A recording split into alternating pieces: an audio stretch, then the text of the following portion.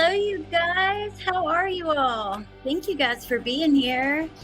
Sorry, I was a minute late. I was trying to get organized. I'm all over the damn place, you guys. I'm sorry. Hey, Lucia. Hey, Kate. Go by Coke and Burger. Hey, Nadie. Hey, Carol Freaking Claus. Hey, Pointer Lover. Hey, B Crumbs. Hey, Punksy. Angela. Hey, Jenna. Hey, Cool Gamer. Hey, Leo. Good to see you. Hey, Tamara. Dave G. Hey, Salmonella. Hey, Karen. Don't want to miss anybody. Hey, Chris. What are you guys up to? Oh, I was just watching. Actually, Candace was up on a panel, Summer's mom. Hey, Nicole. And I was watching that. And yeah, I don't know. I just don't even know what to think about that case anymore. She was talking about Fred, like inserting himself and into Summer's missing case. And I don't know. She came across quite genuine to me. I don't even think that I want to cover that case anymore because of the mess that it has spun out into. Yeah, it's kind of, it's sad and depressing, but Summer deserves, she deserves to continue to be spoken about, but I just don't even know what to think anymore. Hey, Guidance. Hey, Rexy. Hey, Stephanie. Hey, Luana. Hey, I know I said hi to you, Carol Freaking Claus. In case I didn't, hello. Start to do that. The names start to run together. Oh, Kate's in a super chat. Hold on.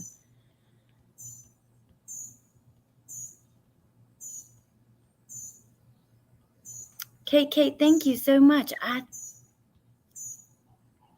don't think I'm going to be able to get back to it. It might be gone already. I'm going all the way back. Thank you, Kate. That was very sweet, and I appreciate it so much. StreamYard's supposed to, just to say you're awesome, and thanks for being an awesome human. You're awesome, and thank you so much. Can't see the chat anymore, but thank you. I appreciate that. Hey, Cement Shoes. Hey, Deb. Hey, Wolfie. It is such a mess, Jenna. It really is. Oh, my God. Hey, Angie. Thank you, Pointer Lover, for letting me know so much. I did not want to miss that.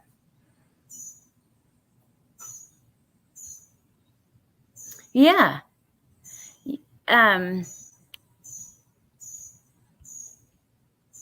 Yeah.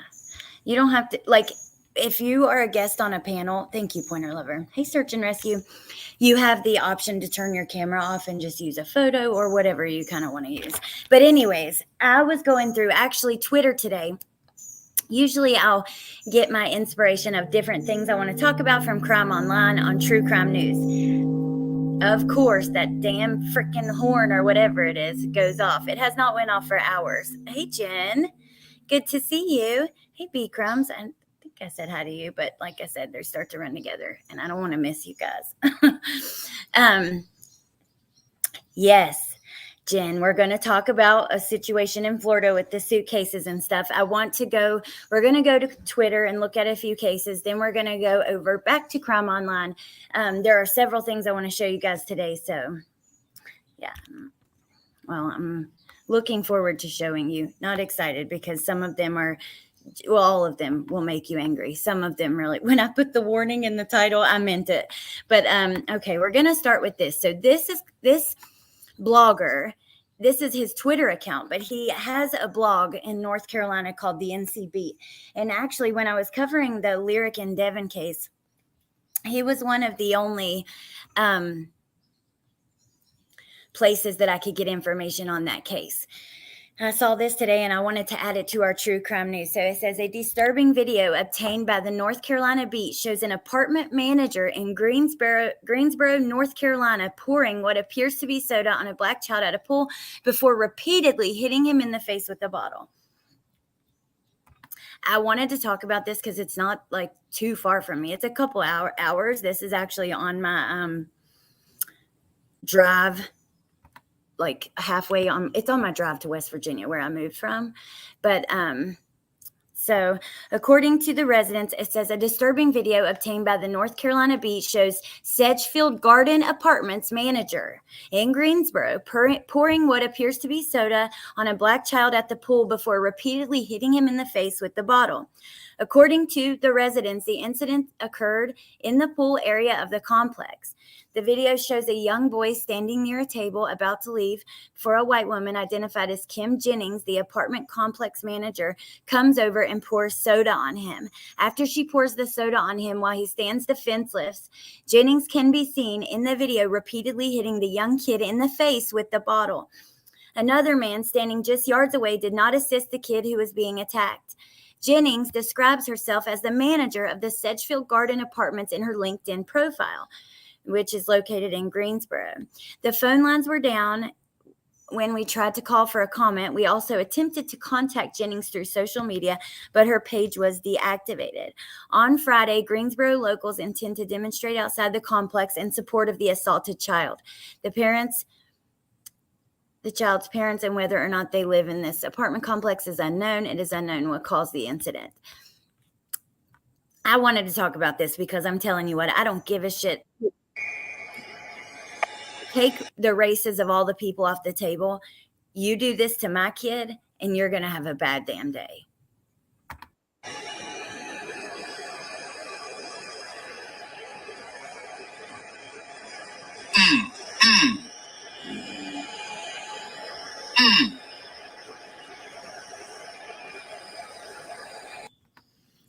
It's hard to see because of the watermark. Oh, my God.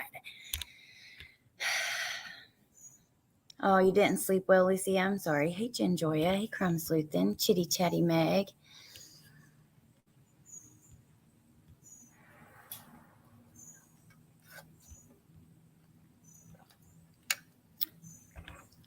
I'm on my phone and working, so I can't tag. It is my live horn that I don't want.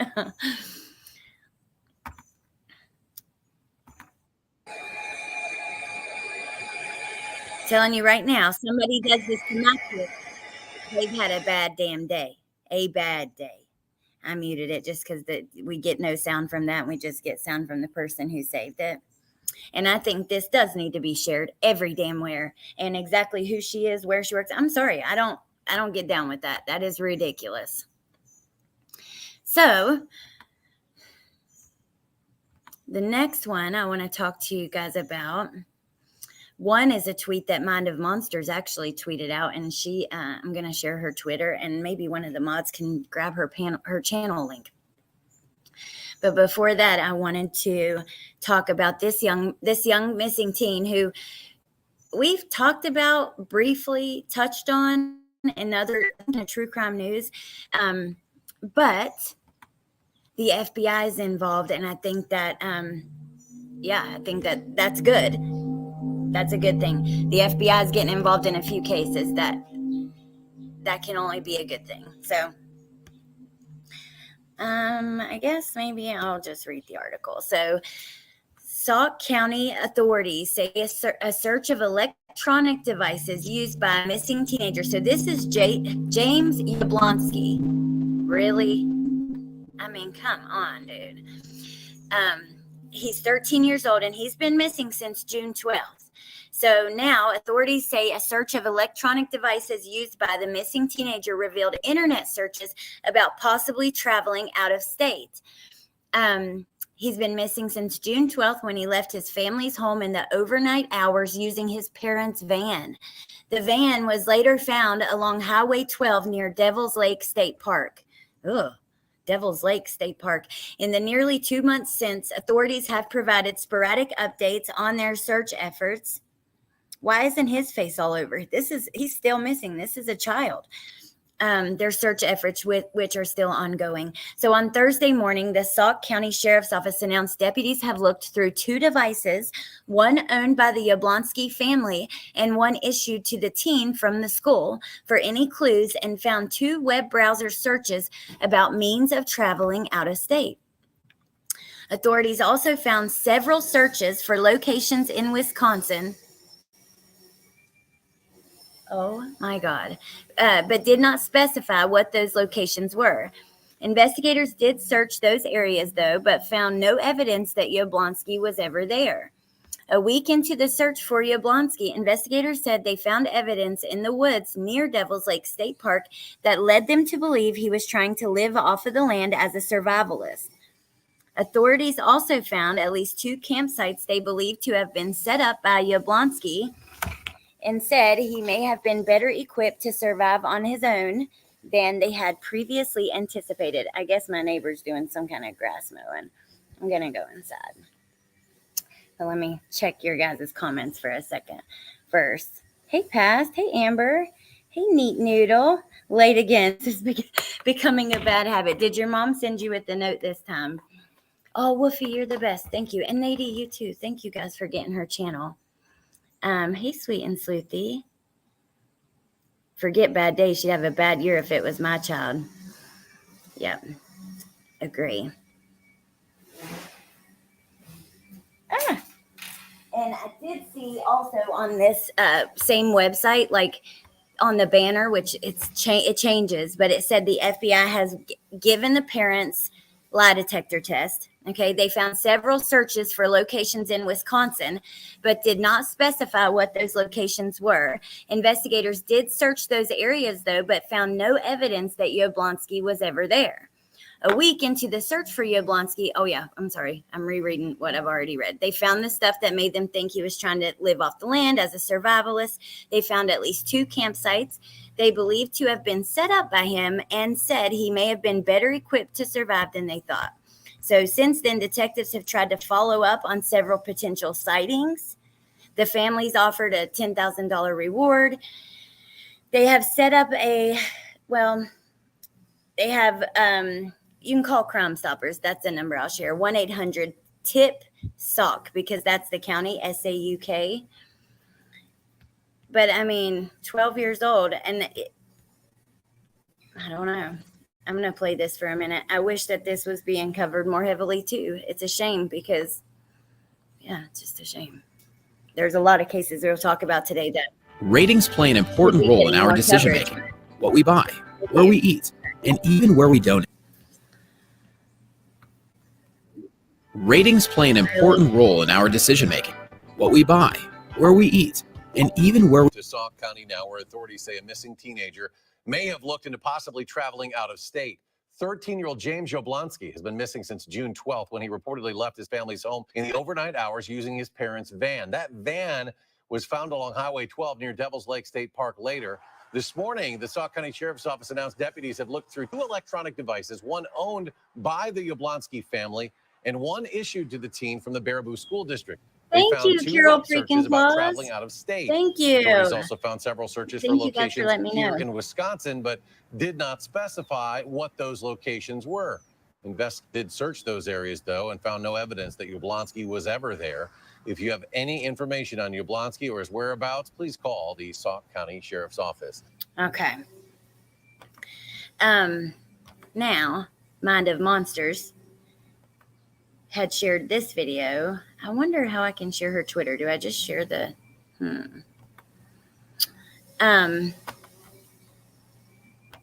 Thank you, Carol freaking Claus. I appreciate that so much. Hey, crazy mama.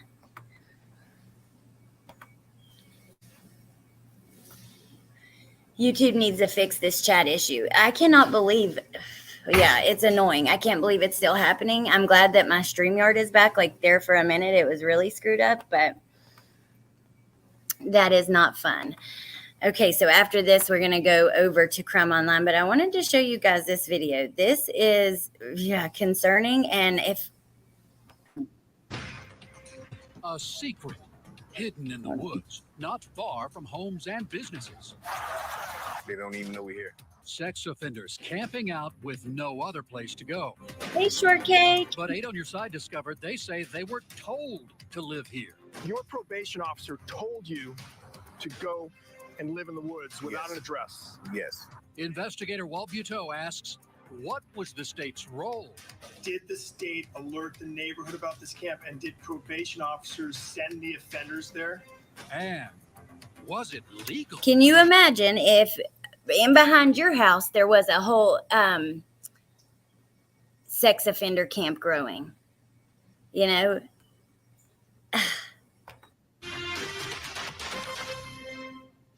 Good evening. I'm Keith Case. And I'm Stacey Scheibel. Thank you for joining us. 8 on Your Side is exposing a camp of convicted sex offenders who claim they were told to live in a wooded Lace and area perfume. right in the middle of a busy Bay Area neighborhood. Homes, businesses, and even schools are nearby. So we wanted to know if anyone was warned about this concealed camp. 8 on Your Side investigator Walter Coe joining us live with details. Keith and Stacey, some who live and work in the area Now, say they knew the camp was there, Number but we were one, the let me first to just tell them say, about the we have talked about so many cases where these people have been released from jail. Look at Jesse McFadden. Oftentimes, these people who have a attraction to children, they cannot be fixed. So I just think that this is so dangerous, and I would not be surprised if in 6 months to a year we start hearing of these horrific, brutal cases from these people. There's a reason why, if there's a person that lives in your house that's on the registry, there's the red dot on your house. You can search online and see how many offenders are in your area. That is done for a reason, to try to protect people. I'm sorry. I just think some of them cannot be rehabilitated at all, period. That's just my thought. But, records of the men who built and I don't want them around me or my kids. It is carved out of a wooded area, concealed from the rest of this neighborhood off Frontage Road. Just a short walk to businesses and this housing development.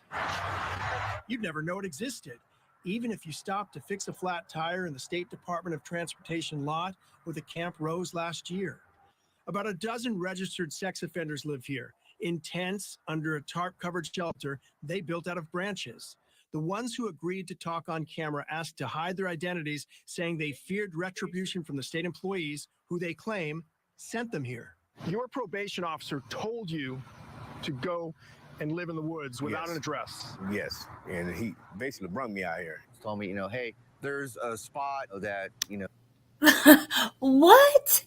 you need to go to. So I drove around for Oh a my while trying to God. find this place, and eventually I did, There's no address. Tampa, Yeah, exactly. Yeah, there's I think. no address. Hold on. The sex offender Lace registration and law was perfume. put on the books so that we would know where these individuals live. But in these cases, Tampa the Bay intersection listed Woods. on the state website is this corner, and it's wrong. The actual location is about a mile away from the place listed on the sex offender registry. Would anybody be able to find you in these woods? There's no address. No, they don't even know we're here. It's just like they hide us from society. The state can monitor the offenders electronically. They don't even know we're here. The state can monitor them electronically. They can cut those off. Number one, they do it all the time. You hear about it all the time. Number two, we can't monitor them. The public doesn't know that wouldn't know that there's this risk. I mean, that close at least, especially if the location that they're using is a mile away or whatever. With their ankle bracelets. I'm blown. Did they tell you how to charge your device when they sent you here into the woods? No. So they bought these solar panels and a generator to charge the monitors and avoid violating probation. We went to the Department of Corrections, and when no one got back to us, we called to find out more about the state's role in this camp. Did the state alert the neighborhood about this camp, and did probation officers send the offenders there? No one would go on camera, but in an email, spokesman Paul Walker told us FDC does not assign residents locations. We need to go back to the safety of the nearby residents. The convict camp was news to State Representative Lindsey Cross.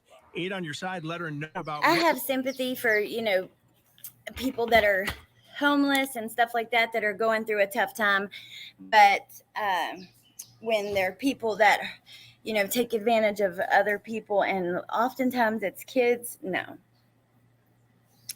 Offenders should be first in line for testing new medications or vaccines for side effects. Save an animal. I just think many of them can't be rehabilitated. That's just my thoughts on that. Let me play another minute of it, and then we're going to switch gears a little bit. What's going on since it's located in her district? What can one lawmaker from this part of the state do to solve this? So I think the first thing is being aware of the situation. I think it's very irresponsible to direct people to an open area and not alert the residents of that community. This is not for public safety. Denise Rock runs inmate advocacy nonprofit Florida Cares, based in West Palm Beach. She tells me several former inmates from other parts of the state have made It's similar so claims quiet. about being sent to live in the woods. Did those offenders tell you that they were told to go to that area Yes, by probation officers?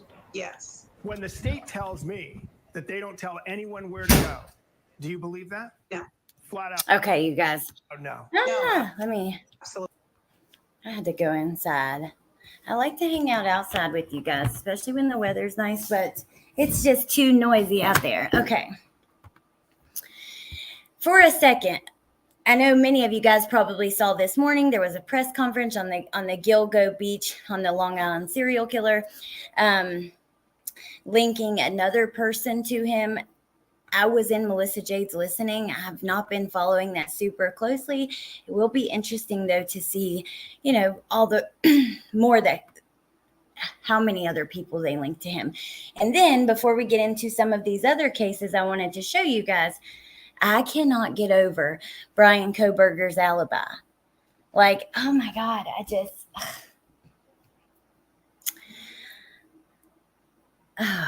I don't know. What do you guys think about that? In my opinion, castrate SA and cut off their fingers. Sorry, I have zero emotions for these monsters. I agree, Leo. I totally do. Hey, Riddler. Aw, I hope mom's all right. And I hope you have a good day. Hey, K-Bird. Hey, Quinny. Big camp. Someone in town knows it's there. Absolutely. Monitoring them doesn't work. They're alerted after the fact. Then it's too late. Thank you, Jen. That's a great point. I am so excited for your live tonight. I was looking forward to it last night. I think it was just like thinking of listening to Jen dragging Lori as like major stress relief. And then when she moved it, I was like, no. So she's doing her Lori Vallow video tonight. Roast. It wasn't me. I think people are reaching even more. I know. I cannot. What was his alibi? Oh my gosh. Let me pull up my YouTube because I shared and we'll just talk about it for a second before we go on anymore. Because I thought about doing a little pre-recorded video, just strictly reading through the court paperwork. There are so many people that are covering it really heavily. Melissa went over the court papers last night and stuff. I just, I didn't. So I didn't. But while we're here anyways and talking, let's go look at it. I hope that it'll let me read it in full here.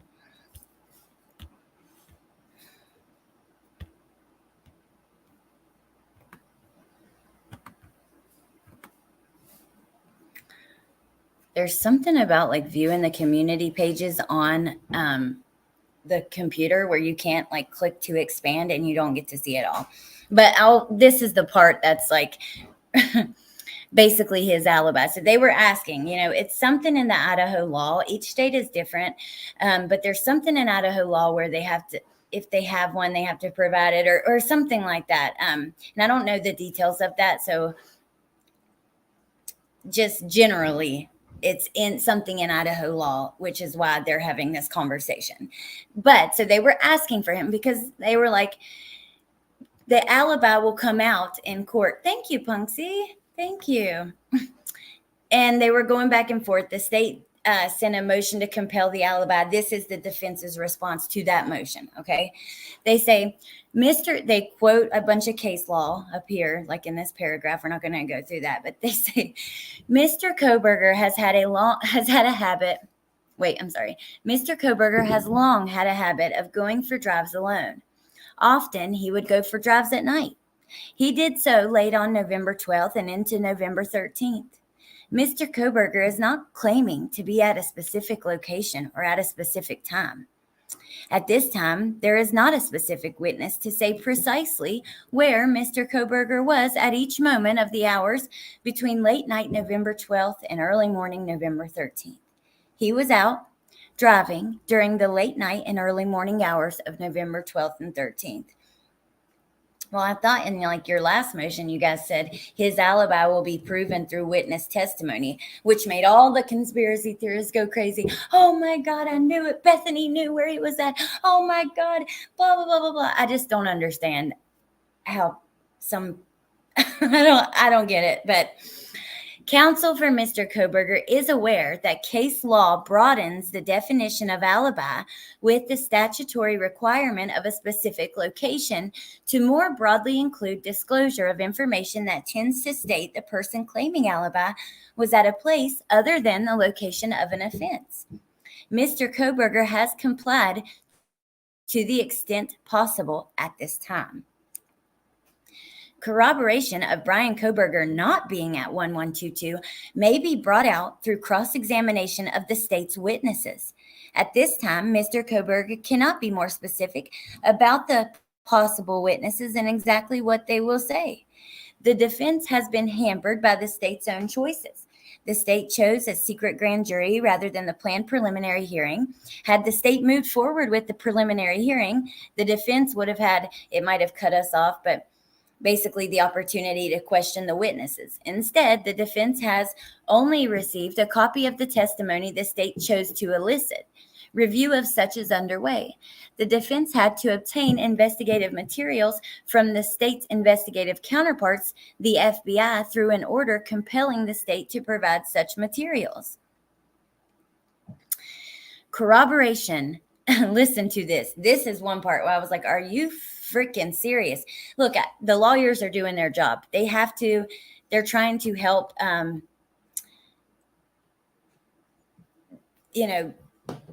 provide some reasonable doubt to the jury, especially, and people in general. I believe they're playing to the media. They know how closely this is being watched. I fully believe everything they put in there.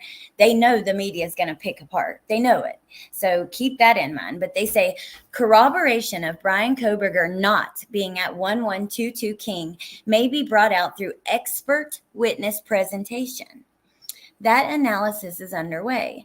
The defense has been diligently working to analyze relevant discovery materials and conduct its own investigation. Notably, the defense had to obtain a court order to receive relevant discovery materials, and that delay hampers the defense investigation. So you're telling me that some expert that you're going to hire is going to be able to corroborate Brian not being at the house? That makes no logical sense to me at all. Help me make sense of that. Does that make sense to any of you guys? And if so, let me know, because I don't get it. Hey, Tiff. Hey, Elsie.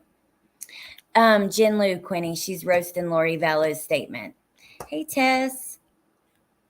Irreparable damage is done to children, and agree, Leo. Completely agree. Thank you again, Tess. Sorry, Quinny. I was catching up. I'm behind in chat, but I'm catching up. Agree, Mark. Release the folks locked up for weed and replace them with all the predators. I added a new emoji, by the way, like for the Lori Valley that I saw that Jesus. I made like my own. I took a cartoon Jesus and wrote I saw that beside of it. But I don't know how good you'll be able to see it in the chat. He takes late night drives. I Google serial killers. The difference is I didn't pass by a house where 4 people were brutally murdered. And remember, he didn't pass by it once. What was it, 12 times? I mean,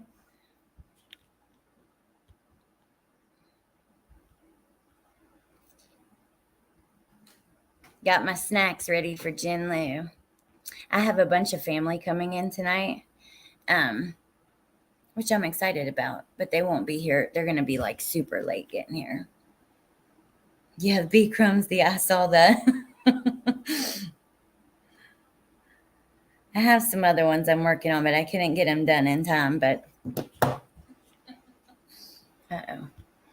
I promise I will not be pushing this live back. I will be there with bells on at 9 p.m. Marcus, honestly, at this point, he should have just played It Wasn't Me by Shaggy at his next appearance. Chinlu, have you done a reaction to it yet? She is tonight. AK, hey, AK. Oh my gosh, I was watching some of the things that you posted, like drone footage, I guess, of the area around the Morphew house and everything. And that beach, I would love to talk to you about that case. You should come on sometime if you want and talk about it, because number one, I followed it from the beginning, and actually That was the very first video I've ever made. When I decided I wanted to make videos, it was TikTok, and my first one was Suzanne Morphew, and it is still up on my TikTok. It might even be on my YouTube channel. But anyways, I have always, from day one, thought that that beach was very suspicious. We know, and also, wasn't there a dog that hit on it? I don't know. I would love to talk about that. I was watching your like drone footage of the beach. Will one of the mods grab AK's link, please? He has been like fighting for Suzanne and so heavily covering every single aspect of that case for a long time. And you've done a great job. And yeah, I appreciate it. I really do. Hey, Pepper.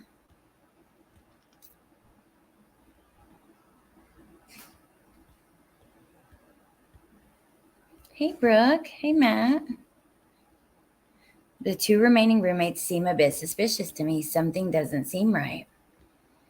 This response is literally like when toddlers are really tired and you tell them to nap and they throw a tantrum telling you why you're wrong.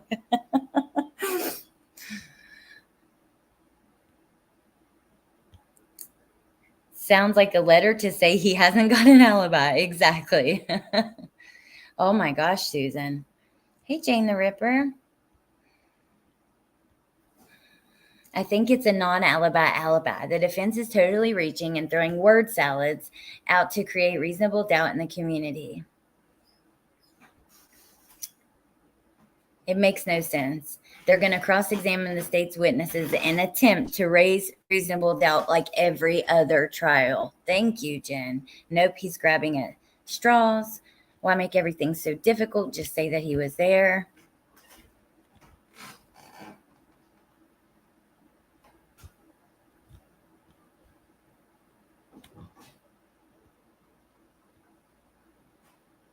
Oh, thank you, Carol freaking Claus. You're so sweet. And yes, she is so generous. Thank you. Appreciate that so much. Let's do it. Let's do it. Maybe here, I'll put my email on the screen. Maybe you can email me. I'm on Facebook as well. I think I have a banner actually with my Facebook name. Let's see. Maybe. Yes. There we go. I would love to do that. I really would. I would love to take a closer look at that. Patricia says, AK, love you, man. Hey, Tess, welcome. I don't know why I said hi. I already said hi to you, but welcome. Thank you. Stephanie, oh my gosh. So that case, it has been just completely destroyed by the DA. Crime Curious is a voter of that county, if I'm not mistaken, or she's very close by there. But Barry Morphew was arrested for the murder of his missing wife, Suzanne Morphew. She has still never been found, but they let him go. They arrested him too early, I guess, before they had enough. They claim they know where her body is, but they can't get to it, or I don't know. I don't even know about that.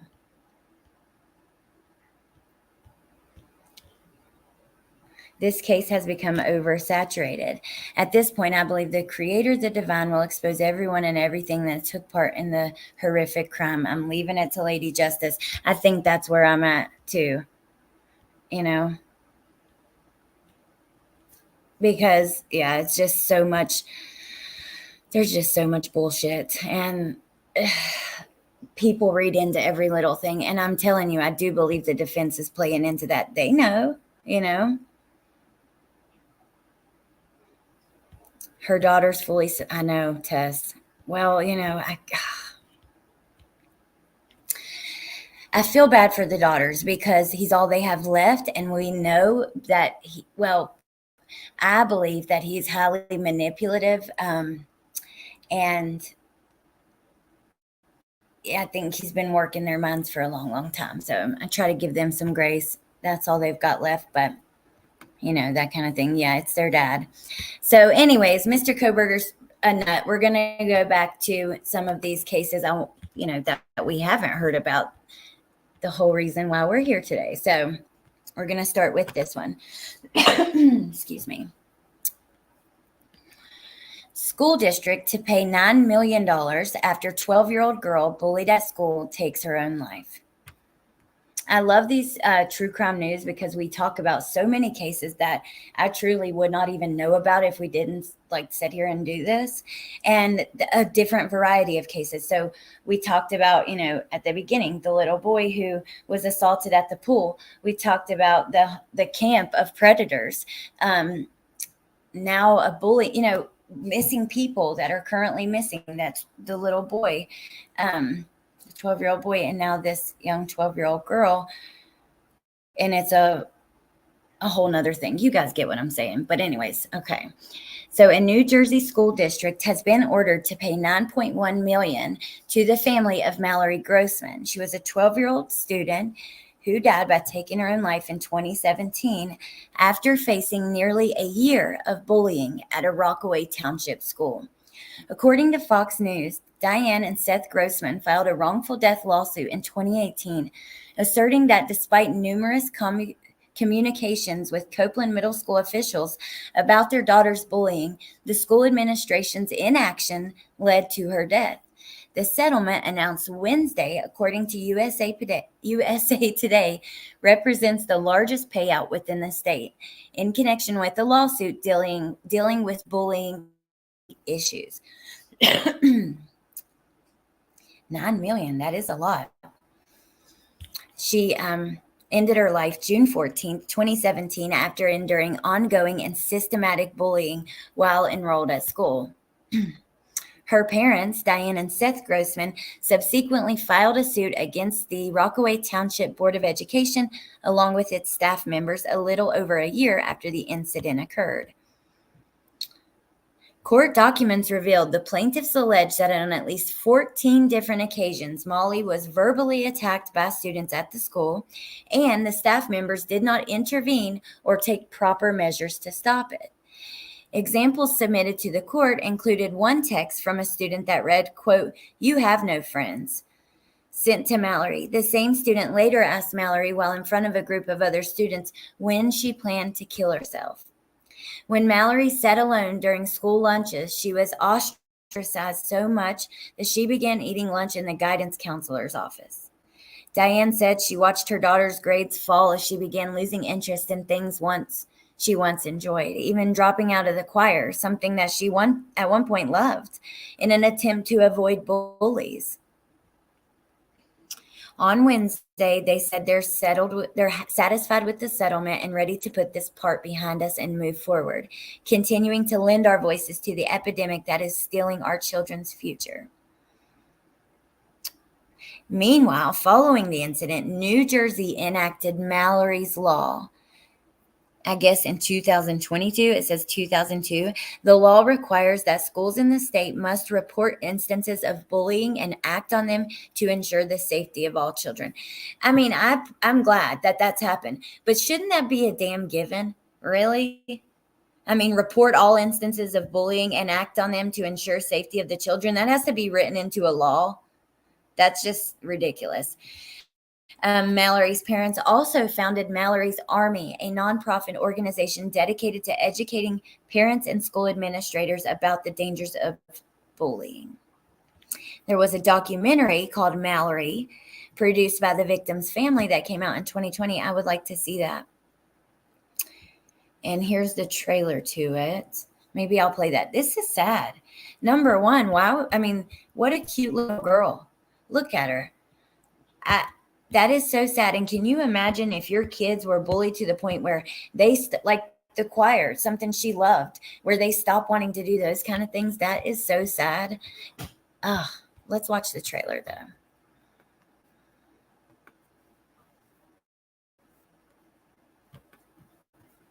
No problem, Susan. 911, where's your emergency? 2 months. It was a new school. It was supposed to have all the elements of a fresh start. There are no words to describe a child laying in a casket. That's yours. Mallory Grossman was a 6th grade student. Mallory was very fun to be with. She had so much spirit. She took Wow, wait a minute. Let me see that. I want to see her. her own life. She did a back tuck, I think, but I was watching chat. After 9 months of bullying. Be with. She was very fun to be with. She had so Wow. much spirit. She took her own life after 9 months of bullying at school. With the texting and Instagram. What a beautiful and talented little girl. How sad. Probably being bullied because people are jealous of her. I mean, I'm not saying that was the best round off tuck ever, but I did cheerleading and gymnastics 12 years. And at her age, to be able to do that is pretty good. Oh my God. It's just 24/7. No matter how many times we say, I'm sorry, the black marks stay. She was like, I just don't want her to be the poster child for this. And I looked at her and I said, she is the poster child. This isn't about Mallory. It's about the other Mallorys out there. How sad, you guys. It's probably going to strike. I'll probably get a copyright thing for this, but oh well, it is what it is. Mallory, she represents all of our children. It's important that your affirmations of who you are and what you want to be in this life don't come from the outside world. They've got to come from within.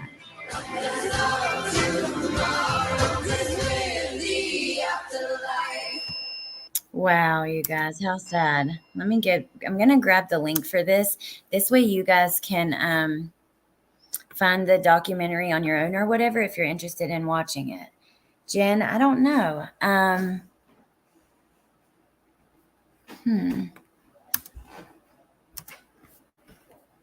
Let me see.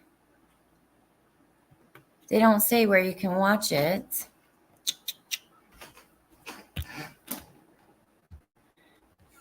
The documentary Mallory. I bet we could find it though. Probably pretty easy. Here is the link for the article with the video and all that stuff. Beautiful Queen says, I was bullied in school and they didn't do anything about it. I'm sorry, Beautiful Queen. Hey, Teresa. I hate bullying. I was being bullied when I was younger. I'm sorry, Maria. That is so messed up. My daughter is 27 now and has mental issues because of it. She's 6'2", and that is why they teased her. Oh my God. I am so sorry, Music City Mom. She could be a model though, you know. I don't know why these kids, you know, kids are mean, you guys. They're so mean.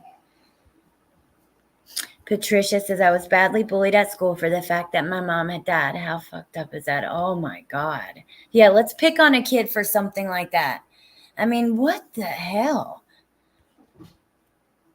The school didn't act on anything with my daughter. She even got suspended once because she got so sick of it that she pushed a science table over. Oh, that is so sad.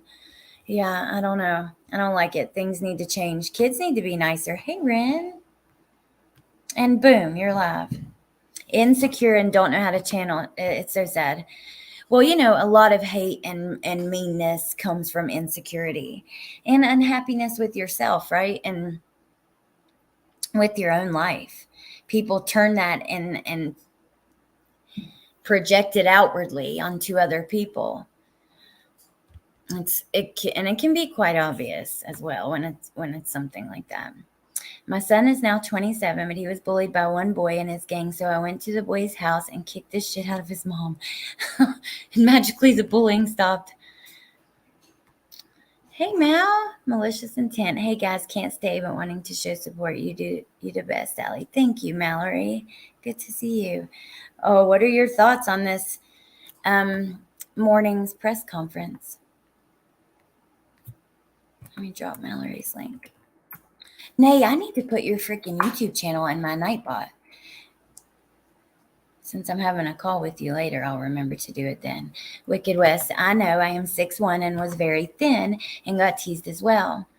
When I seen my kids get bullied, it's hard not to want to whoop on some parents. Oh, yeah, I could see that. I get, like, the other day, Bentley was swimming and his little friend came over and was swimming with us. And I bought this like inflatable army tank that has a water gun that pumps water from like the pool or the lake or whatever you're in, the ocean, from the sound when we go out there. And it's a plastic hard water gun with a long hose that goes through the thing. Well, the little boy took the water gun out and just cracked Bentley on top of the head as hard as he could. And I witnessed it all. And like, I jumped up and I was like, get out, you need to go home. Like, the little boy started crying. I didn't say anything mean or anything, but I was like, you need to go home. I'm not putting up with that at my house. You're not hurting my children intentionally, hitting them over the head like that. I'll be damned. But he ended up apologizing, and I let him stay for a little bit and told him, if it happens again, you have to go home. But yeah, I get that. Enrages me to see somebody like, really, what if they were mean to any kid? If my son did that to another kid, he would have got his butt out of that pool and been in timeout for a good minute. There's no absolute way he wouldn't have gotten in trouble for it. So, okay, so moving along to our next case. Florida. Lord have mercy.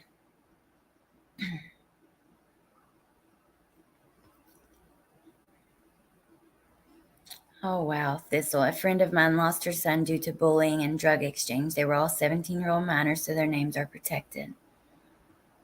Toasty Cheez-Its. Oh, my gosh. And I paid a tip because I needed them ASAP. Are they not the bomb? They actually just came out with like toasty, like a new flavor toasty, and they've not had those before. But I am so happy that not only they identified a victim, and it is one more step toward justice, but I'm glad they gave the presser alone and no guilt. Much deserved.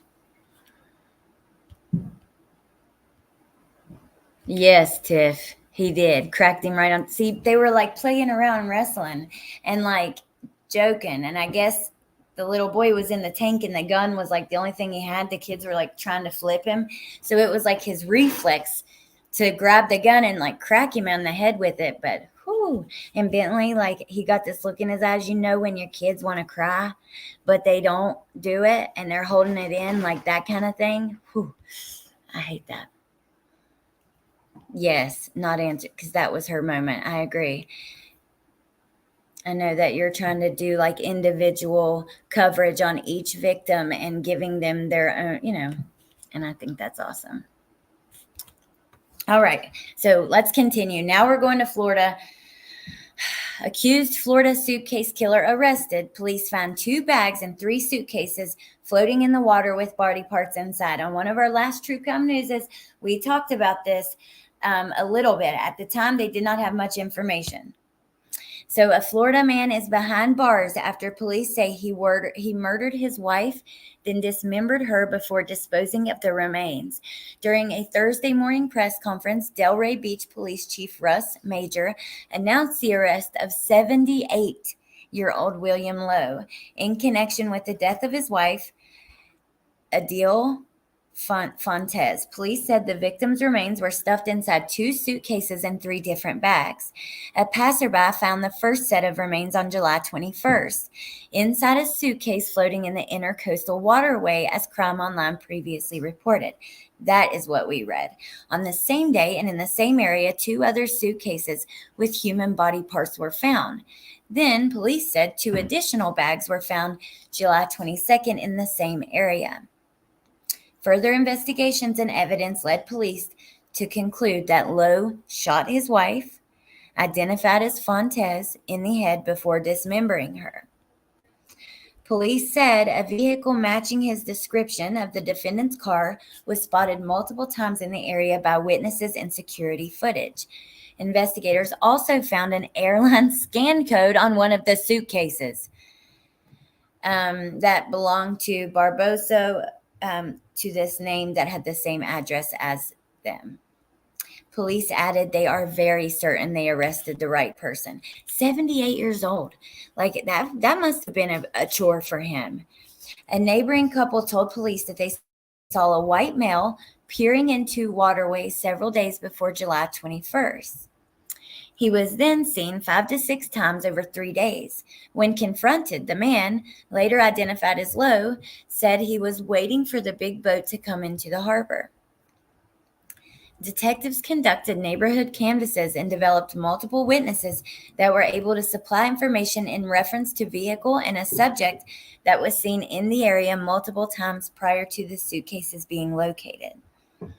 Security footage reportedly showed Lowe sneaking down a dock while carrying a Cheesecake Factory bag. When he reemerged, the footage showed him without the bag.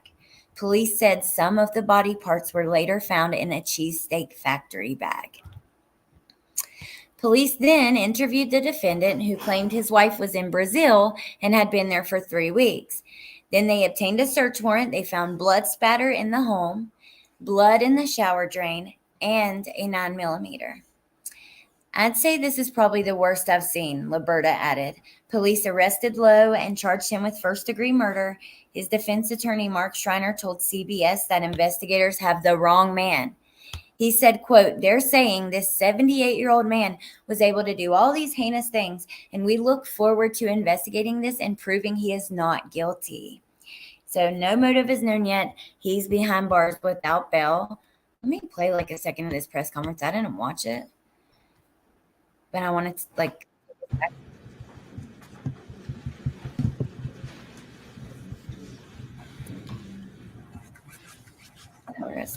Good afternoon, everyone. My name is Ted White. I'm Police Information Manager for the Delray Beach Police Department. Good afternoon, and thank you for joining us. Of course, we have a major update to a crime that our department has investigated nearly 2 weeks ago.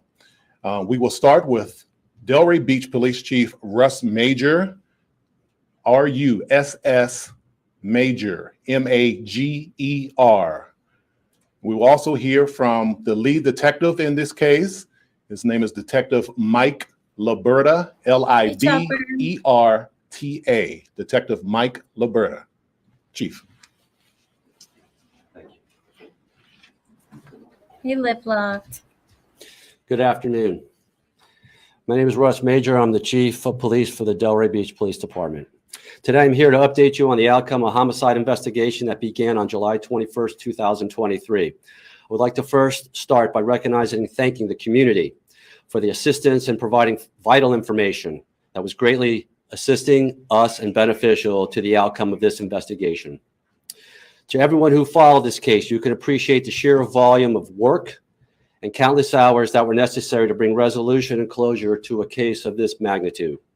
The men and women of the Delray Beach Police Department worked around the clock since July 21st. It makes me proud to be the chief of this organization and to lead this organization. And I would like to personally thank all those that were involved. A special thanks and recognition must be extended to the crime scene investigators and the detectives that were assigned this case. A week ago, we held a press conference asking the public for any assistance to help identify a subject in this case. Today, I can tell you the victim has since been identified, as well as the individual who committed this heinous crime. Our victim has been identified as Miss Ideal Barbosa Fontes, as well as the defendant, Mr. William Lowe, who has been arrested for first-degree murder. Many of you last week asked the question, how could we ever solve this case? Well, it's the dedication and hard work of the men and women of the Delray Beach Police Department that were committed to serving our community. Although we can never fully repair what has transpired, it is our hope that our efforts can somehow bring peace to the victim and her family. I'm now going to hand the mic over to Detective Mike Liberta, who will explain in more detail what transpired and address questions accordingly. Thank you. I want to hear the detective for a minute, you guys. I'm pulling up her picture test.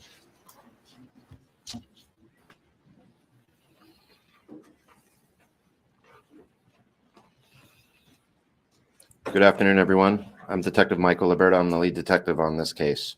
Before I get into the details of this case, I would like to acknowledge that the outcome of this case would not have been possible without my amazing team of detectives. So before we go any further, I just want to take a second and show you a picture of Adele. This is Adele. She was 80 years old. 80 years old. William Lowe decided it was a great idea to hack his wife into pieces and put her dismembered body in 3 separate suitcases and a couple bags. She was 80. She was shot in the head. She was who we're all searching for in the Delray Beach, Florida, from the sketch, which might have been slightly off. He has been charged with first-degree murder and abusing a dead body. He used a damn chainsaw, by the way. What a sick man. She makes it 80 years only to be taken out by him. Beautiful woman. Okay, let's go back and hear the detective for a minute. And investigators, to include Detective Vickery, Detective Lunsford, Detective Casares, Detective Kinney, Sergeant Kelly, Lieutenant Guerrero, Crime Scene Supervisor Ackerman, Crime Scene Investigator Del Valle, and Crime Scene Investigator Corazzini. In addition to all the other units that assisted in this investigation, these individuals put in countless hours to identify our victim and give her a voice when she wasn't able to speak for herself. I would also like to thank the Palm Beach County Sheriff's Office and DNA International for their assistance in this case. As you all know, on July 21st, 2023, the Delray Beach Police Department received a call from a subject stating they found a suitcase in the Intercoastal Waterway which contained human remains. On this same day, 2 other suitcases were located in the Intercoastal Waterway of Delray Beach. Detectives worked through the evening and into the early morning hours. On July 22nd, a multi-agency marine operation was conducted in search for additional bags. She really did. Detectives located 2 additional bags in the Intercoastal Waterway within the city limits of Delray Beach. Over the next several days, detectives conducted neighborhood canvasses and developed multiple witnesses that were able to supply information in reference to a vehicle and a subject that was seen in the area multiple times prior to the suitcases being located. Video surveillance was collected from multiple sources, and detectives were able to confirm the statements made by these witnesses. A vehicle tag was obtained, which led us to a subject that lived in the immediate vicinity of the area where the suitcases were located. That subject was identified as William Lowe, Jr. Numerous search warrants were authored and executed, and dental records were obtained from this address. Detectives were able to then confirm the identity of our victim as Ideal Barbosa Fontes. Additional evidence was obtained from this residence, which led officers to a storage unit where they located a chainsaw that they believe was used in this crime. Probable cause was developed and an arrest warrant was walked through yesterday afternoon for the defendant, William Lowe, Jr. Mr. Lowe was taken into custody last night by the Delray Beach Police Department and charged with first-degree murder and improper dismemberment of the human body. Mr. Lowe attended first appearance this morning and was not granted a bond. In closing, it is important for myself and the members of the Investigation Division, as well as the Delray Beach Police Department, to express our sincerest condolences to the family and friends of Mrs. Barbosa Fontes. Thank you. Yes, sir. Okay, so we're going to stop that there because I have some other cases I want to show you guys. But before we move on any further, let me go here for a second because this is the local news. I don't know how long they were married, Amber. I was trying to look to find that answer for you. But they do show some of the suitcases here. So I'll just play this video because they show it in the video, and I think that will make it a little easier. So just a second. Less than 2 weeks after the suitcases were found. Okay. 80 and 78. A disturbing crime. A woman's body dismembered and stuffed into several bags that were found floating in the Intercoastal Waterway in Delray Beach. Tonight, police announced her husband is the killer. NBC6 reporter Heather Walker was there as police shared more details on the investigation and has the latest. Less than 2 weeks after the suitcases were found, a man is behind bars. Turns out he was the woman's husband. I'd say this is probably the worst I've seen. The lead detective on the case, Mike Liberta, saying he's never dealt with a crime like this. Today, I can tell you the victim has since been identified, as well as the individual who committed this heinous crime. The suspect, 78-year-old William Lowell Jr., now behind bars without bond. There he is. Wow. When I pause it, it doesn't let us. I hate that when these. I'm going to pull no bond. For allegedly shooting his wife, 80-year-old Ideal Barbosa Fontes, in the head and then chopping up her remains, stuffing them in suitcases.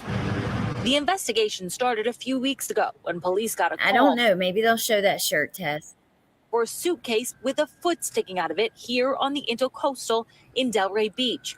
About an hour later, 2 more suitcases were found with additional body parts. And the next day, more bags showed up, 5 in total. Police say an airline barcode left on one of the suitcases led them to Ideal, and witnesses, along with surveillance video, showed her husband at the location where the suitcases were found. Witnesses and surveillance video show him, but he didn't do it. Come on. Police tell us they got a search warrant for the home and found blood throughout, but the case gets even stranger. While conducting that search warrant, the arrest report Wait, says is that their house? Or do they live in like an apartment? Let me go back for a second. warrant for the home and found blood throughout, but the case gets even stranger. While conducting that search warrant, the arrest report says William climbed in through a back window. Ooh. Delray Beach received a second call from a second witness that they had located a suitcase on the rocks on the west side of the Intercoastal Waterway, which contained human remains. Detectives responded to the area and observed the contents of this suitcase to be a human torso. The torso was missing the head and the hands and ended just below the stomach area. There were several small landscaping rocks in the suitcase. While on the scene, the witness stated his friend was on a boat in the area and had located a third suitcase caddy corner and further south from the location the detectives were currently at. The subject advised they believed the suitcase contained human remains. The suitcase contained a bag, Cheesecake Factory, multiple landscaping rocks, and barnacles, as well as several loose, large-sized barnacles. Telling police he needed to get his phone and the key to a storage unit. Officers to a storage unit where they located a chainsaw that they believe was used in this crime. I want to see that court paperwork, you guys. Oh my gosh. Oh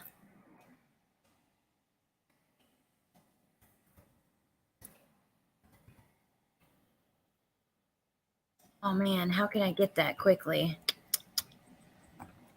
Also found. What police don't know is the motive for this murder. Investigators tell us that William Lowe has hired a lawyer. Let's see. We're about to move forward because I do have a couple other cases I wanted to show you guys before we go on. There's the suitcases. Oh my God. With the tag with from y'all traveling and it's still from the airport. One witness. Okay, let's read this for a second. Residents who live along the waterway reported seeing a man who appeared to be looking at one of the floating suitcases. One witness asked the man what he was looking at, and he said he was waiting for the big boat to come into the harbor. The man appeared nervous and immediately walked over to his car, entered it, and left the area. Another witness had seen a man enter the waterway using a dock ladder and said he appeared to be pushing something in the waterway. Surveillance video from nearby showed a man climbing on the dock ladder twice on July 20th, the report said. Investigators later found blood on a dock ladder near where one of the suitcases was discovered. 3 roof workers said they had seen a man on July 21st who was standing on the seawall looking at the suitcase and heard him say shit before getting into his car and leaving because the suitcases were floating. I don't believe that he anticipated that. Here's the one with the shirt. With the sketch, and then she's wearing that off-the-shoulder shirt.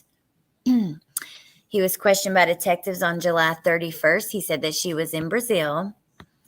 Then they did the search warrant, found the blood. They found blood spatter through the living room, dining room, hallway, both bathrooms, and the master bedroom.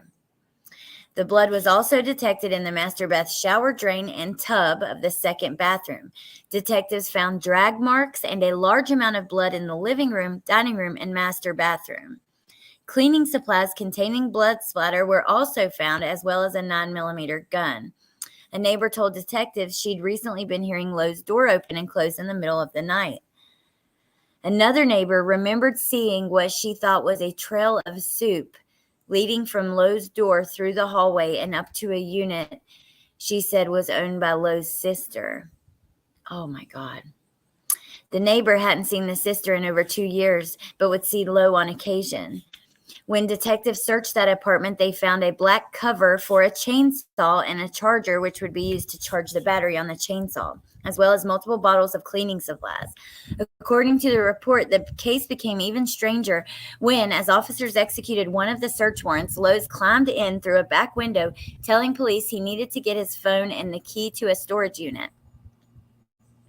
That led detectives to the storage unit where they found the chainsaw, which appeared to have blood on the blade, chain, and housing, as well as bone matter, flesh, and human hair. They found a small Coleman cooler that had red marks and stains. Oh my God. He was the detective when he said it's probably the worst I've seen. He was asked to compare this crime to others he's handled. Oh my God almighty, you guys. Wow. Absolutely horrific. May want to look for the sister too. That's exactly what I was thinking. I did show him Lucia on another true crime news. We talked about this before she was identified. Hey, cutie pie. Did he meet someone new at bingo? I just can't believe that at that age he could do that. Well, I won't be looking at soup. I know, at soup the same either. Me either. Wow.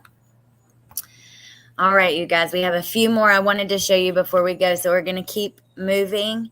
We'll follow that one through, and especially on these true crime news, these cases that we don't go super in-depth to, we will still follow. I'm happy to see Nancy Grace. I'm going to click on this. This is not an article. It's like an advertisement for her podcast, but I want to share it with you guys. This is one of the girls we've talked about in the coverage of this potential serial killer in Oregon. So Nancy Grace did a podcast on it. I'm going to share the link, but it says a frantic call to 911 is the last connection anyone has to missing mother Michaela Standridge. The 25-year-old reportedly can be heard screaming for help on the call before the connection is lost. She was last reportedly seen running out of a house in Washington early in the morning. Her aunt joins Crime Stories for more, so she's going to be on the podcast. And I want to share it because these women, I mean, I can't get over how little coverage the situation in Portland has gotten. Really, it's not really being talked about that much. So, yeah. Okay, there was a couple other I wanted to look at with you guys. Lori Vallow. Let's just click this for a second because this gets in. I cannot believe this has already started. I am excited. Cult mom Lori Vallow extradition to Arizona in process. The Maricopa County Attorney's Office in Arizona initiated the process Wednesday. They got right to it immediately of extraditing Lori from Idaho to Arizona to face conspiracy charges in the death of her fourth husband. Now that Ms. Vallow has been sentenced in Idaho, the Maricopa Attorney's Office will begin extradition of Ms. Vallow to Arizona for charges she is facing in Maricopa County. She could get the death penalty there. Once the paperwork for the governor's requisition has been filed, the process typically takes 90 to 120 days.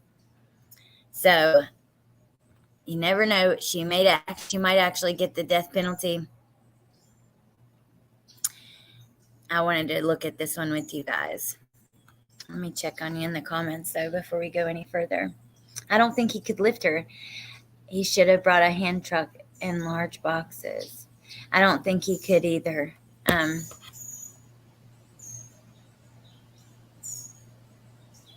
Which one, Pointer Lover? Bye, Deb. Have a good day. Oh, the one in Washington. Yes, Mind and Monsters has been covering it heavily. She's been talking about it a lot. Really, I think that's the only place I've really seen it. Yeah, Chopper, and they've already named a suspect for the guy in Oregon, too. Okay.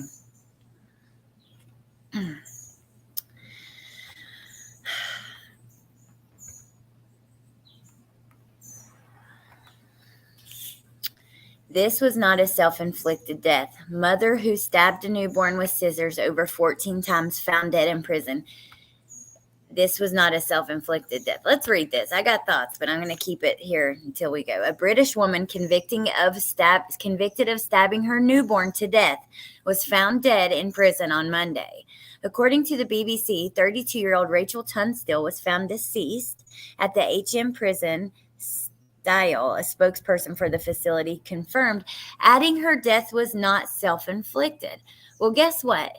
When you kill babies and you go to prison, you're usually in prison with other people. Some of them are in there for drugs. Some of them are in there for bad checks. Some of them are in there for whatever, a variety of things, right? Drunk driving, I don't know. Many of them have babies at home that they love and miss and would do anything to get back of. And when they see a stupid ass bitch that's going to stab her newborn over 14 times, I'm not surprised. So Letitia, Lori, all of you ladies, you know, this is what happens to women who hurt babies in prison, period. She died in custody August 1st. A statement from the prison read, as with all deaths in custody, the prisons and probation ombudsman will investigate. A jury convicted Tunstall of murder following the death of her newborn daughter, Mia, in 2017. Prosecutors said she gave birth in the bathroom of her apartment and stabbed the baby over 14 times with a pair of scissors.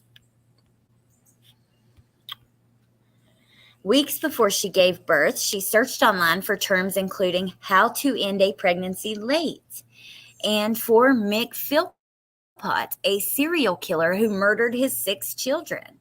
Her first trial was thrown out after her defense argued she should be charged with the lesser crime of infanticide, leading to a second trial in 2019. She claimed she didn't know she was almost full-term pregnant and believed she had a miscarriage. Her defense said she suffered an acute stress reaction after the birth and heard voices. A Liverpool jury ultimately sided with the prosecution and found her guilty for the second time of murder. This must have been a sustained and frenzied attack on a victim who, because of her age, was particularly vulnerable. Her duty to her newborn baby was to cradle and comfort her, not stab her to death, the justice said following her conviction. There was here, in my judgment, concealment of the body, albeit short-lived, and in addition, there was undoubtedly the indignity which was wrought upon the body by disposing of it in the way she did. She called for a pair of scissors, which Brian brought to her, and she then, unknown to her partner, used these scissors to stab her baby to death. There's a FedEx van pulling up. It's literally a Mercedes. I've never seen a FedEx Mercedes van. She was subsequently shipped to prison to serve out a life sentence with a 17-year minimum before she was eligible for parole. But like I said, you hurt your babies, this is what happens, period. I'm going to click on the Daily Mail article.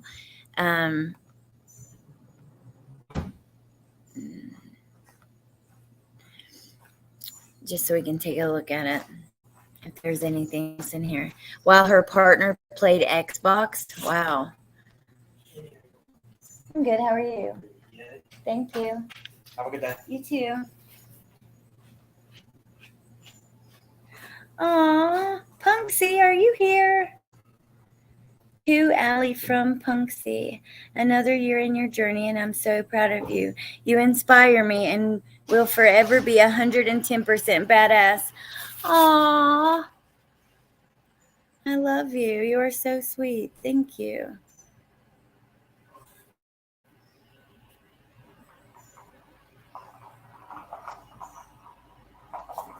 Thank you. I don't know what it is. I'll open it after. Oh, that was so freaking sweet. Oh, I love you. Don't make me cry. Thank you.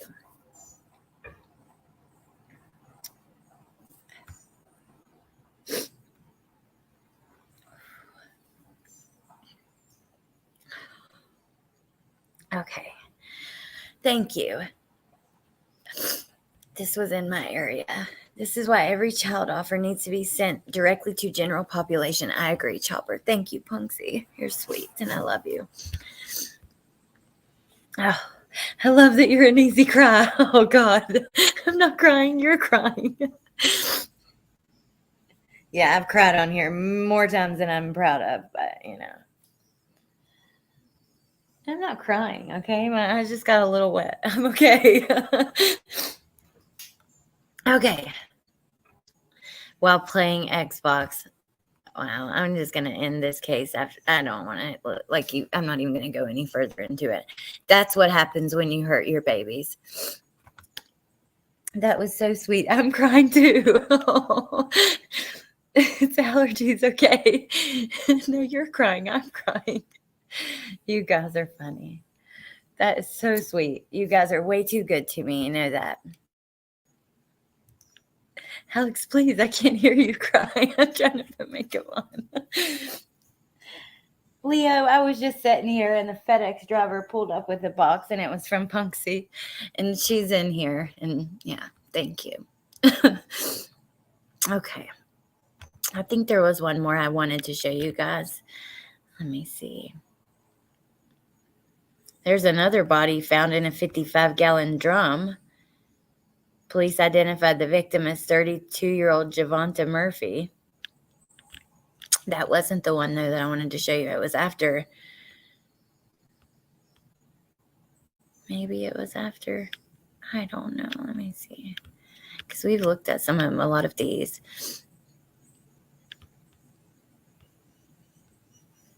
Whew. Got me all emotional and thrown off. Maybe I'm wrong in there. I thought there was another one that I'd seen because I usually will look through before the live to see like exactly what I want to talk about. We'll end it with this one. What are you guys up to today? We're all crying now. That was very sweet. She's so sweet. Like I said, you guys are way too good to me. I love you and appreciate you. Let's see. What did Adrian say? My daughters went to school with the guy who took the girl to Oregon. Oh, my God. And she escaped out of the makeshifts. Oh, my God. Oh, you should ask him what he was like in school and stuff. That's interesting. Has a niece who knew him, too. Laugh together, cry together. Yes, that's so true. Positive vibes. Get furious together. Painting my new nursery today. Oh, Brookie, that's so sweet. Nothing here but rain. It's almost 8 p.m. here. Well, tonight, when it's time for bedtime here, I have family coming tonight, but they're not going to get here till like the middle of the night. So it'll probably be a long night. I did. They said he was weird. Ooh, okay. Interesting, Adrian. I will, Tess. I definitely will. And thank you for sending it. Yeah, Brookie, what are you having? La Familia. Hope you're having a great day. I didn't get a notification. Just saw you were live starting at the beginning. Hey, True Crime Crazy. Thanks a lot, YouTube, for never sending out the damn notifications. Don't appreciate it at all. Did you see that dude was on? No, I didn't, Music City Mom. The guy that took that woman? I'll never be able to make you cry, I reckon. Well, I don't want you to make me cry, but you're definitely too sweet to me all the time. In a good way. Let's see. I'm busy making my cheating a-hole husband move out today. Oh, cutie pie. Well, good. I'm glad that you're putting your foot down and not letting him treat you that way, because I'll be damned. You deserve better than that. I'm sorry, but I can't stand the cheating in a relationship. Go be with whoever you want to be with. If you don't want to be with one person, don't be in a relationship.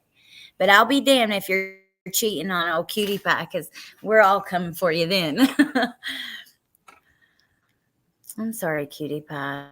I know that's hard to go through. That's bullshit. You can find somebody who loves you for just the way you are and wants nobody else, and you are everything that they love and want. That's what you need. 23 weeks moving along. What did she? I didn't answer what. I didn't see her answer what it was. A boy. Oh, Brookie, congratulations.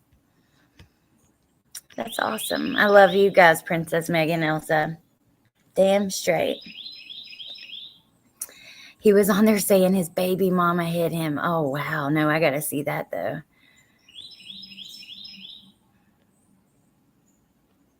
I just had to kick my ex-partner out, too, earlier this week. It's also the full moon. Show him the door. There you go, Elizabeth. Hey, Minnie Mo. You guys are the best.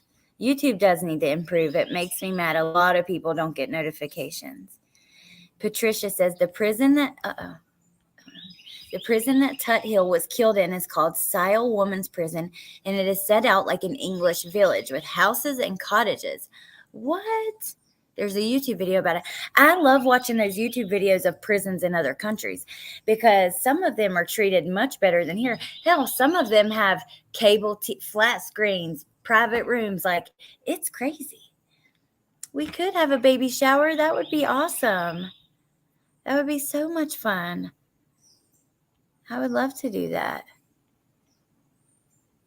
I wonder if anybody else is expecting that's in here or comes in here. Let me know if there is and leave it in the comments, and maybe we can do something like that for you guys.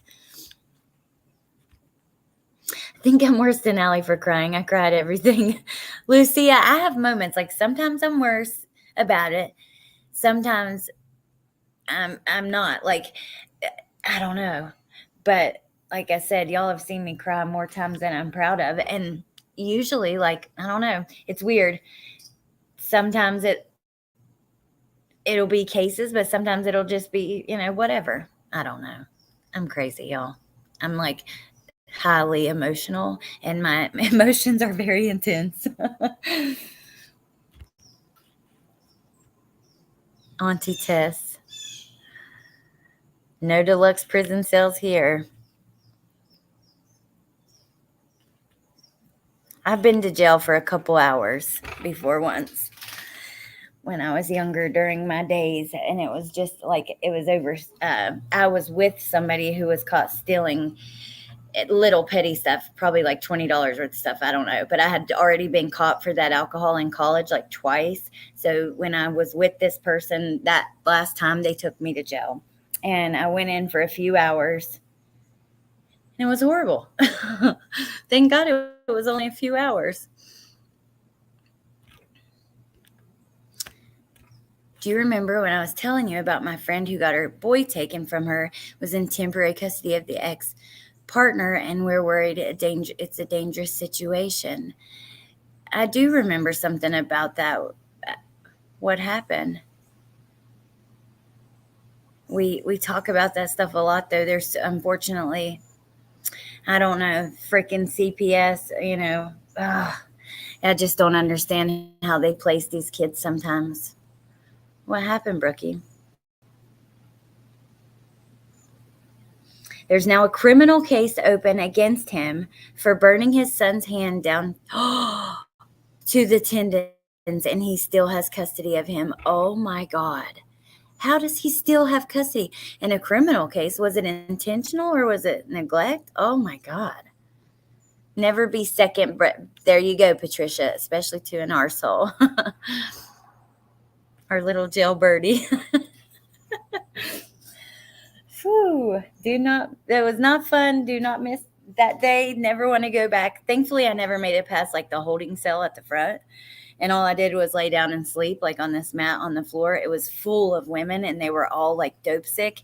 At the time, I wasn't like, I was partying and using and stuff, but I wasn't like physically addicted to anything. And I just laid there and slept. And I remember thinking like how miserable it would be to be sick in there like all these women were. Because in West Virginia, the drug problem is horrible. The opiate problem is horrible. And, yeah, it was Southern Regional Jail. In other countries, they don't profit off of prison, so they actually try to rehabilitate. I know that there are some, there's just no helping them. Angela, I like that idea with certain inmates, certain individuals, not sex offenders, child molesters, things like that. But with certain people, they need to rehabilitate them. Yeah, how does he still have custody? We think the mediator, referee, and the lawyer are in cahoots against the mother. My God. That's so scary. I hope he's okay. It was intentional. He also said that his dad hits him when he gets in trouble. The temporary custody was only supposed to be 10 days, and it's been 4 months. We're at a loss of what to do. Well, if it's intentional and there are criminal charges, maybe she should reach out to the news or something. Because if you can get your hands on the criminal complaint from that and show it, open your parcel. I'm dying to know what it is. Oh my goodness. All right. I guess I will. But it says something. This box does not come frozen. If waiting a few days, open, this box can be frozen for best results.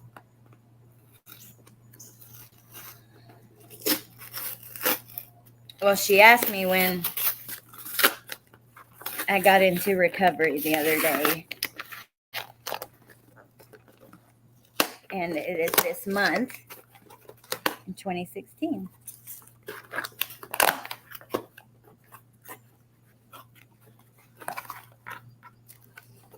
Okay. I'll have to post a picture for you guys. It's a very pretty box with a lid. Choking hazard. Our story. Cinda Cake. Oh, specializes in gourmet cake for birthdays and all special occasions, conveniently shipped nationwide when you need it. Our small company was created by a cake-crazed man with the desire to share delicious delights all over the country. Displeased with all the other cake delivery service options, he thought there just has to be a better way to have cakes delivered and look great. And Cinda Cake was born. Our cake embodies love and appreciation for the person you're gifting it to, and our guaranteed to be so dang good that everyone in the room will be smiling ear to ear. Thank you. Aw. How to open your box for the best effect. Fully remove the box from the shipping box. Plastic packaging. Place on a flat surface. Keep the sides clear of anything. I'm not going to open it until I get inside my house. And I'll put a picture on the community tab. Yay, thank you. That is so freaking sweet. The box is so beautiful. Like, it's really pretty. I'm going to have to take a picture and show you guys. Oh, Punksy, you are so sweet. You are just so freaking thoughtful and sweet, and I love you and appreciate you. Punksy has a channel. She's supposed to have been going live for quite a while now, but I don't know when she's going to. Go subscribe so when she does, you don't miss it. And thank you, Punksy. Leo, I turned 46 yesterday, guys. August the 3rd. So, yeah. So what is the date for you now, Leo? Is it August 4th there right now? Because I know it's 8 p.m. Who else is closer to 50 now as well? I don't want to feel alone with this darn menopause. Well, I'll be 34 in about 20 days. Oh, Punksy, I love it. Thank you so much. I can't wait to see what it looks like. And that was so sweet. I love you to pieces. I really do. You are way too good to me. Send a cake, yeah. But I feel the news will only cover it if the boy ends up dead. They want stories to turn heads. Brooke, you're right. Unfortunately, that is the damn truth. Well, I'll do it. If we can, I mean, let me think about it because I don't know. Maybe you can email me. It's on the screen. Maybe she could reach out to the state representative too. Like I don't know. I just don't know. Minnesota.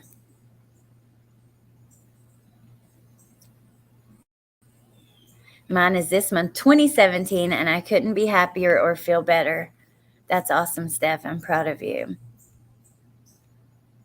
August 4th here. Okay. 47 in December, 42 here.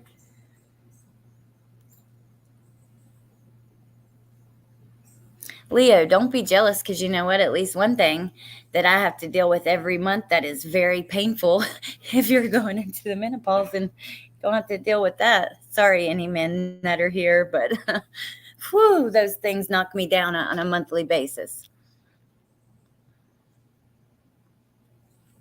You're a baby. K-Bray's birthday is right at this, like right by mine. The day before. Without the American prisoner workers, the USA economy would have collapsed, and that's a fact. Nadine's 42 in October. Princess Megan Elsa, forever 21. He's almost 4, Brooke. Oh, my God. Yeah, reach out to me. If there's any way I can help, then I will, you know. Only want to be with my soulmate, and believe me, I will spoil them, not only with materialistic things, but with love. Well, that's what it's about, you know. Materialistic things mean nothing at the end of the day. I had menopause at 29 after a hysterectomy. I remember you telling me that. 55 in October, 34 in December. Oh, another Virgo baby, tiny dancer. Oh my God, really, Leo? Worse than ever before? Oh, okay, Brooke.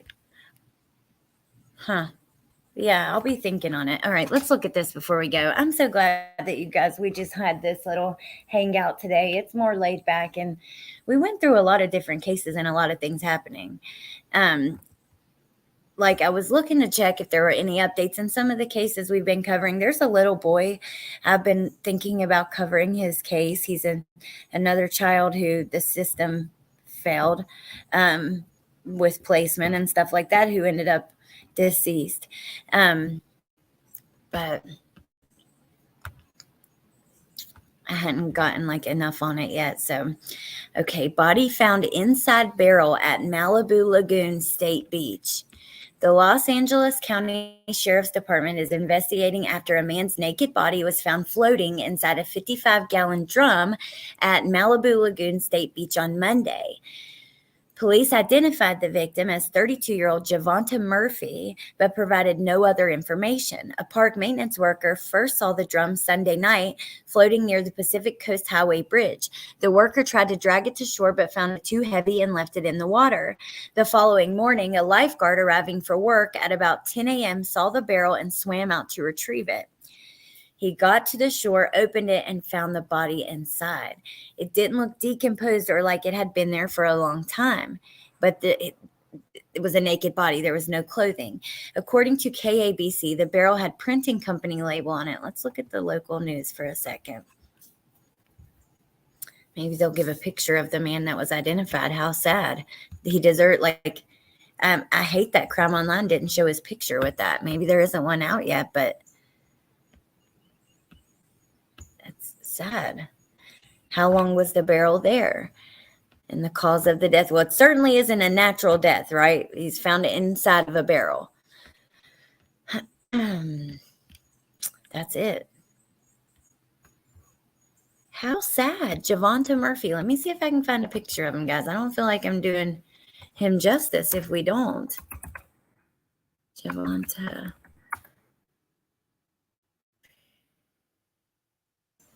Okay, here we go. Like, really? You're just going to say his name and can't even grab a picture of him, whoever did these articles? Please don't be that lazy. I mean, he deserves a little bit more than that. Who is he? His picture? Where's he from? Like, he probably has family. Sometimes it can be so dark and depressing when you really look at the world of, like, the media, social media, and some of these cases and how they cover them, which ones they cover. I don't know. It's just, I've not seen people covering 2 teen siblings outside Charlotte missing for about 2 weeks. Elizabeth, I haven't heard of that. I live in baby fever. I would love to have another baby, but I can't have any babies, but Pointer Lover says 63. And badass. You're not too old, Carol freaking Claus. All right, let's look at this young man. It's Corey 17. Hey now, you're just supposed to be 18 or older to watch this content. I just about fell out of my chair. Okay. Naked body found stuffed inside a sealed barrel that washed up in Malibu, ID'd as local rap artist. Thank you, New York Post. What a beautiful place. Look at that. Malibu. Yeah, it is beautiful there, but wow. So the body of the man who was found stuffed and sealed in a barrel in Malibu Lagoon State Beach has been identified as local singer, songwriter, and rap artist. The LA County Medical Examiner identified him as 32-year-old Javonta Murphy of Sylmar, according to Los Angeles Times. He was found naked inside the barrel. His cause of death has not been released. His social media pages indicated he was a local singer, songwriter, and hip-hop artist. He often posted videos of him jamming out and singing to his own music in his car. He also shared a YouTube link to what appears to be a band's page, Tank and Book, which had only 3 songs posted on it. Many fans took to the comment section of his latest Instagram post, which was posted 7 weeks ago, where he posted a video of him drinking from a large bottle of wine with the caption, "When you've been drinking more alcohol for the past 5 days." There he is.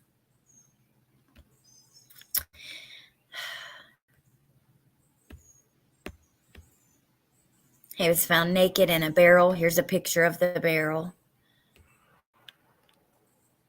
It was found Sunday. Wow, what a like these mansions. It's a beautiful area. It is unclear how long he was in the barrel. His social media pages indicated he was a local singer-songwriter, hip-hop artist. "Rest in peace, young man," one fan wrote. "My heart was breaking for you and your family last night when I read the news article. I do not know you, but you did not deserve to die." Another wrote, "Rest in peace. You didn't deserve what happened to you. I didn't know you, but I know nobody deserves this." Many wrote RIP.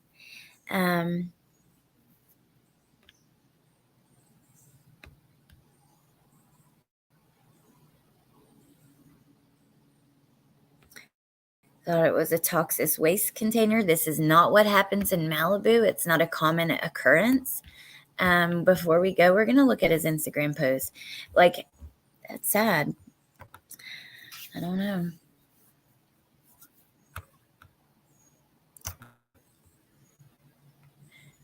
When you've been drinking the past 5 days. Let's hear the music.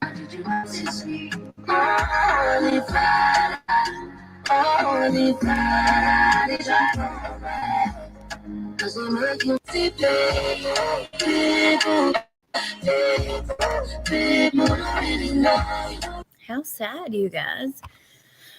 Oh, I'm going to look at his page just because I want to see if we can hear any of his music before we go. Awful. It is dangerous. It seems like it is dangerous to be a rapper. That's for sure. Yes, you are my internet mama. I love you so much. You mean the world to me too. Many of you guys do. You really do.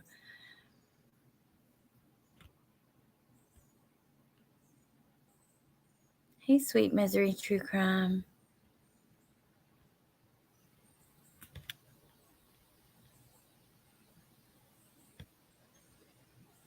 She truly is. That is true. I'm thankful for you. I love and appreciate you guys. I really do. Okay. Let's see if we can hear any of his music. How sad. I'm so very tired of victim blaming and made up stories. I'm sure I would have given you a standing ovation. Wait, what did Hippie Chick say? Kohlberger, of course, spreading rumor and unfounded speculation about the 2 surviving victims, Bethany and Dylan. I finally said what I had to say about it and left, and another one followed me out. Where at, Hippie Chick? But I'm with you. These girls, I mean, we don't know what they witnessed. We just don't know yet. And we need to wait instead of blaming them. I know it's suspicious. I feel for them too. Can you imagine? Because they've had quite the spotlight on them. All right, maybe this is a song of his. Why they all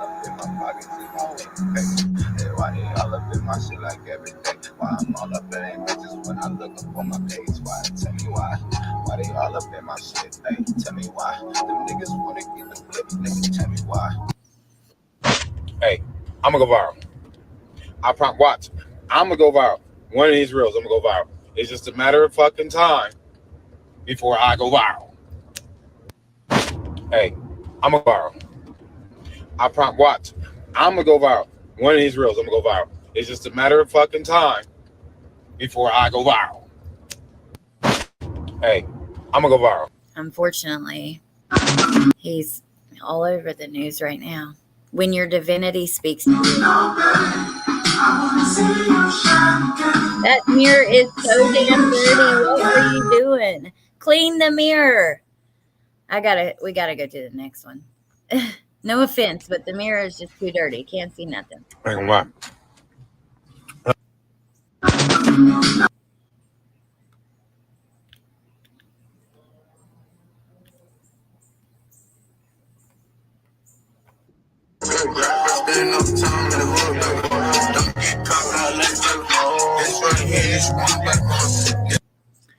LA to Georgia, baby.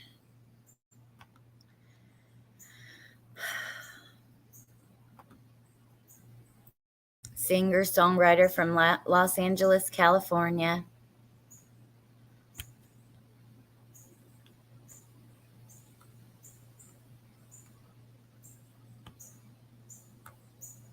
Sad, you guys. Very sad.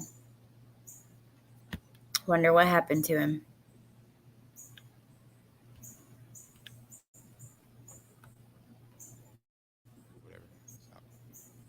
But even the things you see, not just what you post, just what you see on Instagram, we put a lot of thought into it.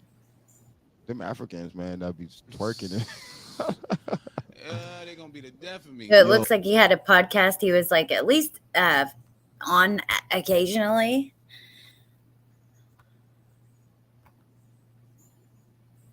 Wow, you guys.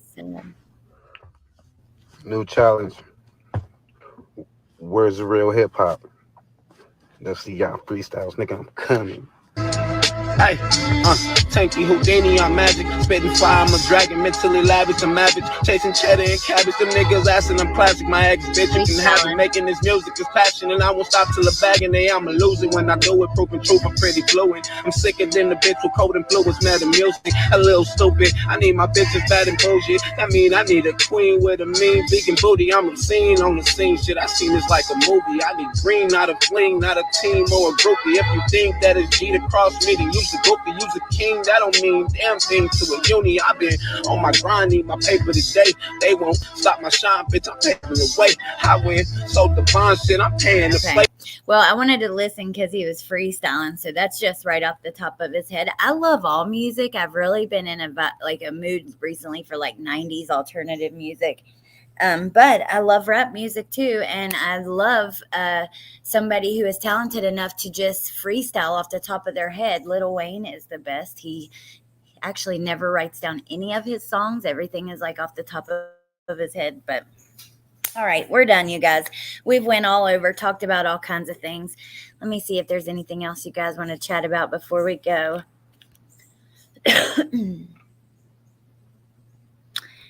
Alex, that's why I like being here and on MJ's channel. There's no victim blaming there. I've decided I'm not going to stay in chats on channels where creators allow that. I don't blame you, hippie chick. Well, I mean, these two young ladies, Bethany and Dylan, they've been torn apart. You know, the case is probably bigger than any other case I've ever seen. And I get why there's questions, but I don't think it's, beneficial. Look, can you imagine? One time we had somebody break in and steal our televisions, like a couple of them, when I was gone.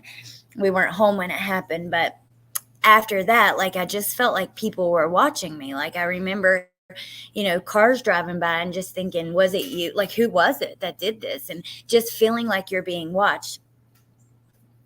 Someone came into their house and took more than televisions. They took the lives of their friends.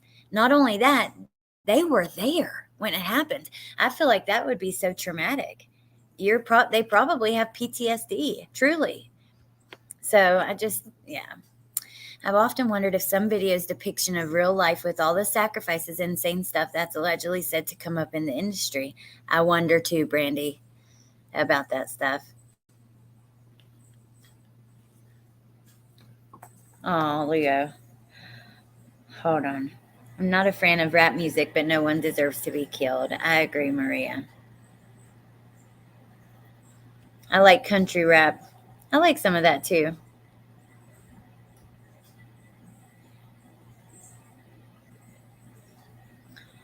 They have been torn apart on mainstream media. I know, they really have.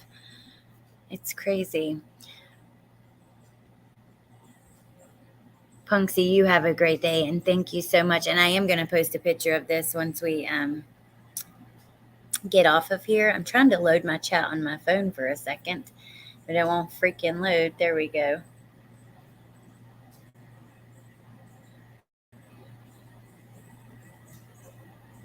There you go, Leo. Happy birthday. And thank you. And thank you guys for helping me. Thank you to the mods. Thank you to the chat. Appreciate you guys being here and hanging out and kind of going through all of this stuff. I really do. You mean the world to me. I'm going to share a picture of the cake. Thank you, Punksy. I love you. I appreciate you guys. Thank you again to Punksy and Carol Freaking Claus and Tess and Crumb Sleuth. I love you guys. Appreciate you. Hope you have a good day. Hey, James Gap. And yeah, I'm going to go. I'll see you soon. Tonight, don't forget, Jen's roast of Lori Vallow. I am excited for that. Melissa's doing some Watts stuff. I'll share some videos and everything, and I'll see you guys soon. I'm sure there'll be something to talk about. But yeah, I hope you guys have a good day. Thank you for everything. Hope I didn't forget anything or anyone. And yeah, I appreciate all you guys and hope you have a good day. Bye.